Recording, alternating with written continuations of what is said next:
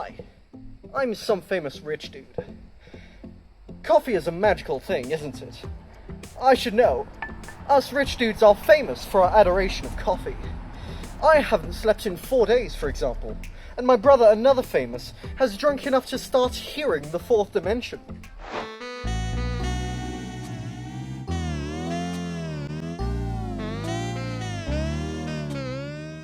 After years of searching for the perfect coffee, I have finally been paid to find the perfect coffee blend.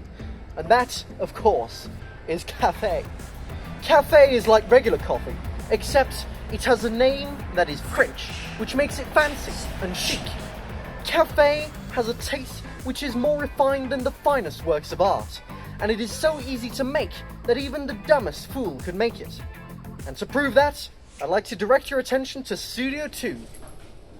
My assistant here could lose a battle of wits to a jellyfish, but observe as even he cannot ruin... I burnt it. How do you even... The entire studio is up in flames too, you might want to call the firemen. Cut to advert. But we are an advert. Cut to something, alright? Hi, welcome back to the news at 2 in the morning. Today's news is news to me. The headlines of the day are: Films Lukas gets involved in a horrific scandal after... Get out. Sorry?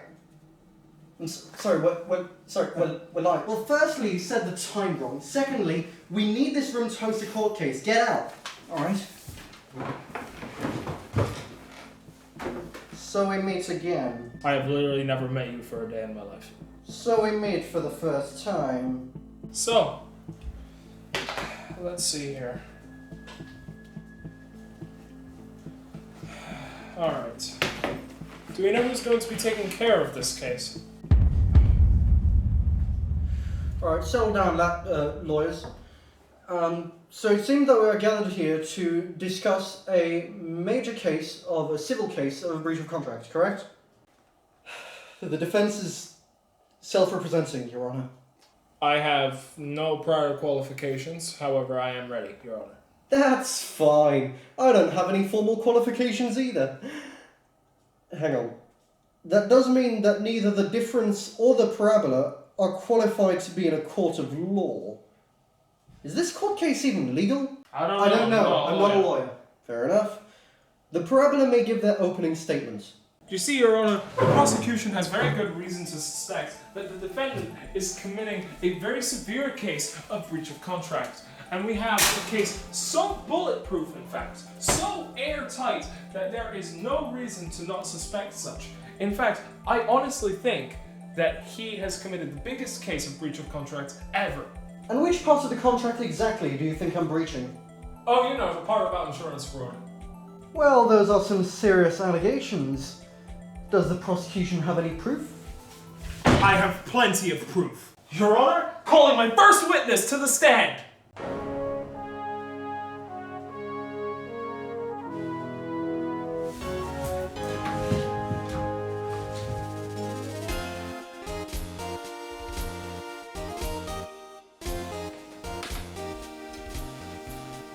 Would the witness care to state their full name and occupation, please? Lukas, detective. I said your full name and occupation. Lukas, detective. I thought you were a TV cook. When did that change? When I became a detective. I see. Well, moving on from that, Mr. Detective, would you mind explaining when and how you discovered the insurance fraud? I discovered about the insurance fraud while working the case of a Miss Annie Mator. She was found in the studio vault with 28 swordfish wounds in the chest and a bar of chocolate. I'm sorry, did you say a bar of chocolate? Not just any bar of chocolate. The holy grail of chocolate. Your Honor, I object! On what grounds? The court in its current state is biased, Your Honor! Well, if you think I'm biased, then we could get a judge to judge my bias. But the problem is that judge could be biased. So we'll need a judge to judge the bias of the judge who judges the bias. And that judge could be biased. So we'll need a judge to judge the bias of the judge who judges the bias of the judge who judges the bias. And that judge could be biased. So we'll need a judge to judge the bias of the judge who judges the bias. No, Your Honor. You see, the problem is not with you, it's with the witness. You see, I am a member of the Department of Unwanted Movement, and I am currently undercover at the film studio, and I have found evidence to prove that the witness has a history of crime. You see, I have tapped into the witness's phone number, and I have found that the witness has a history of stalking other individuals. I was the one who organised your collaboration video with Lucas. I guess you could say that makes me his agent. You're a secret agent? What? No. I'm Lucas's agent. Listen, could you lend me that, mosquito buster costume? I needed to fill an insurance quote. Region 47. Alright, listen, don't play dumb with me, alright? I know you have costumes left over from your time as a stalker. It's like rule number 7 of stalking. I don't have a rule number 7. That is all, Your Honour. Arthur, if I have a quick word? I recognise that voice, and it's not mine. It belongs to Ice Cream from Nels's movies. Your Honor, I'd like to request that this evidence be overruled under the guise that it is not in fact the voice of my client, however, instead, the voice of a rivaling actor from a rivaling studio. Objection sustained. Hold it, Your Honour. The witness might actually still be biased. After all, isn't the witness the prosecution's client? Objection! No. Very well. The defence would still like to call one final witness to prove the defendant's innocence. And that witness is none other than the one and only... Oh, my quiche's ready.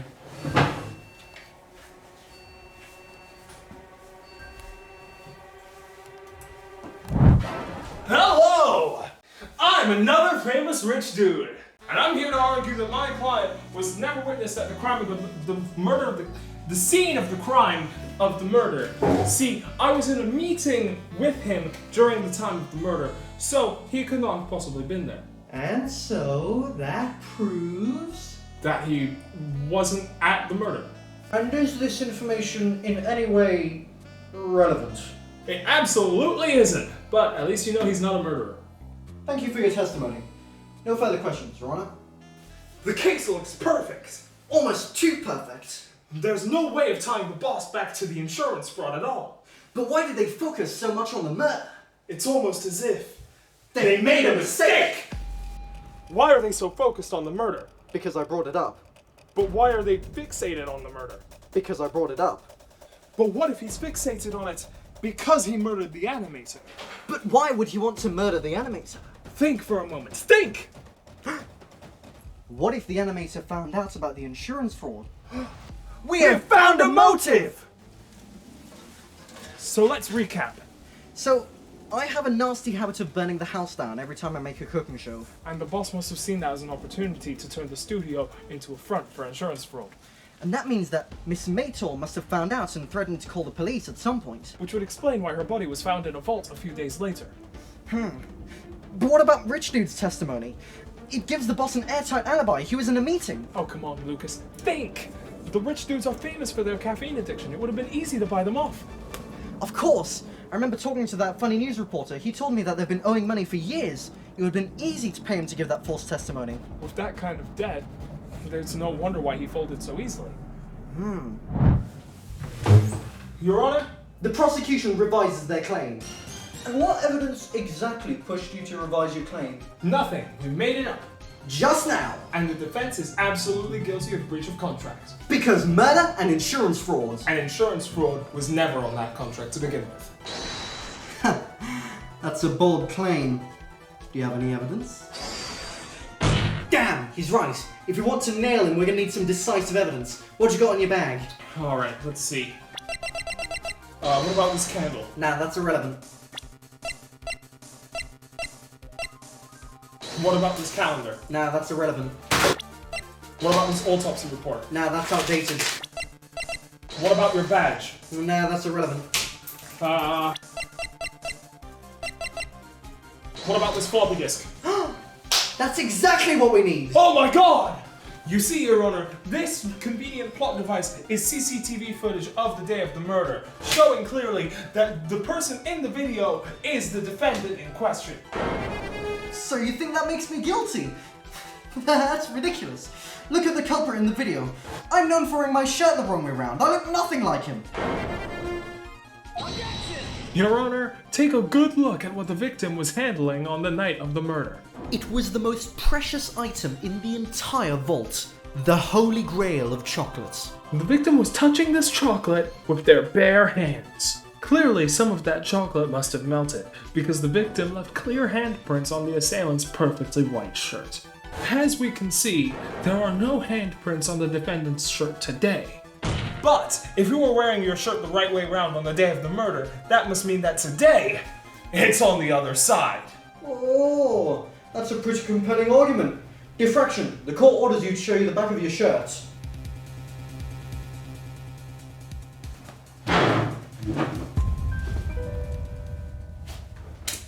It's all coming together now. Your Honor, these chocolate stains are definitive proof that it was my boss who stabbed Miss Mator a whole 28 times with a swordfish. That's a lot of swordfish wounds. Clearly, someone didn't want to give her a chance. Or rather, he couldn't afford to. Because Miss Mator knew that my boss was using my cooking show as a means to commit insurance fraud. And that is how this murder is related to this breach of contract. Breach of contract? Oh right, this is a case of breach of contract. By using my cooking show to commit insurance fraud, my boss made extra profits without ever giving me a cut. This is a direct breach of Article 617 of our contract. Enough clowning around, boss. The game is up. You're toast. Good enough, that'll do. The defendant is definitely 100% guilty. Bailiff. We don't have a bailiff. Bailiff, take him away. Alright, fine.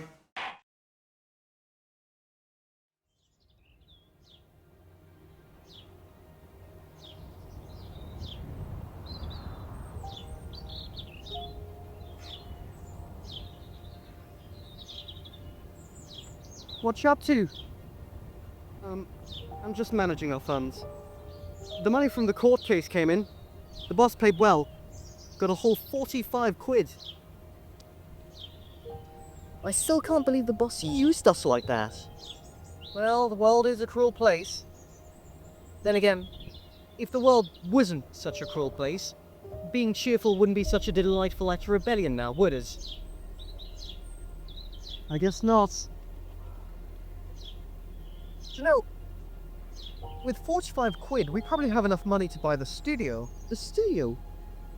Why would you want to buy the studio? The whole thing was a front anyway. Well, hey, hold on. Correction. It's a front with 71 subscribers. And you're not gonna let down all those fans now, are you? Are you? I suppose not.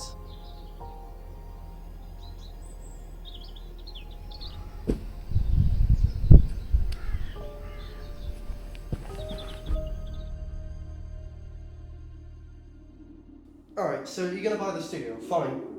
How do you intend to make it monetizable?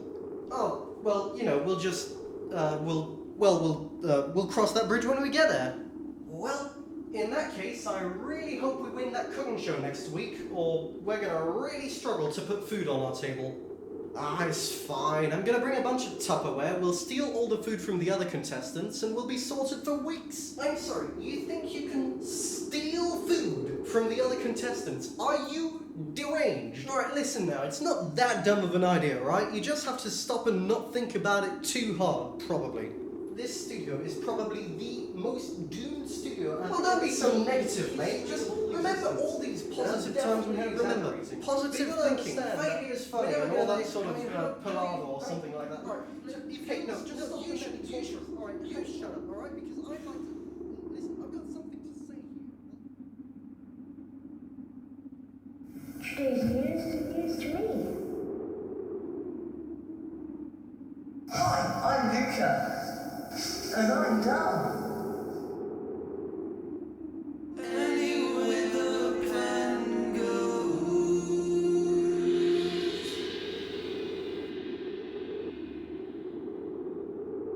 Today's news is news to me.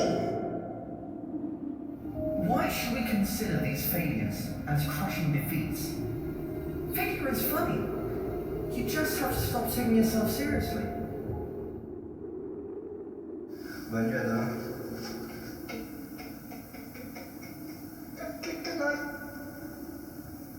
Okay. Ah! That's far too simple. Why does it have to be so complicated? Today's news is news to me. We do not have sashimi grade salmon or any other fish for that matter. Who said it had to be sashimi grade? I don't want